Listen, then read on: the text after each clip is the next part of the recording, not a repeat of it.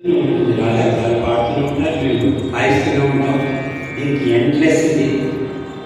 ఆహారం అవసరం లేదు, మాకు పానీయం అవసరం లేదు, పెడుతూనే ఉంటాం. సంగీతంలో ఉపాసన చేస్తూ ఉండాలి, ఉపాసన చేయాలి.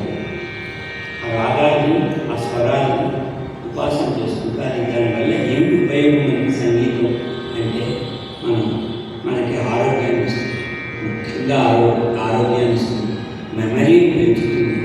నెరవలు పాడడం అంటే సాధారణమైన విషయం కాదు. నెరవల్లో తాళం ఉంది, స్వరం ఉంది, క్యాల్కులేషన్ ఉంది, అక్కడక్కడ పూర్తి చేసుకోవాలి, కల్పన ఉంది.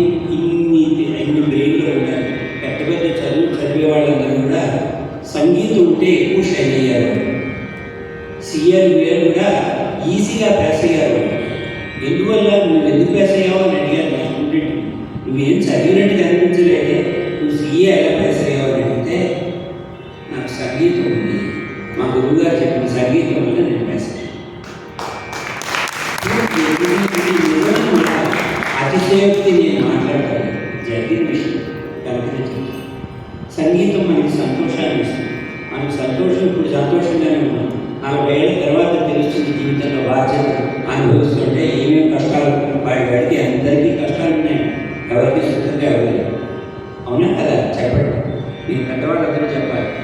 ఎవరికో వాళ్ళకి యూనిక్ ప్రాబ్లం. మీ ప్రాబ్లం మీది, వారి ప్రాబ్లం వారి, మీది ప్రాబ్లం వారి, నా ప్రాబ్లం నాది, వారి ప్రాబ్లం వారి. ప్రాబ్లమే లేనిది ఏమిటి, లేకుండా చేసేది ఏమిటి అంటే ఒక సంగీతం వల్లే మనం హ్యాపీగా ఉన్నాం అనేది అది స్థిరంగా నేను చెప్పచ్చునే.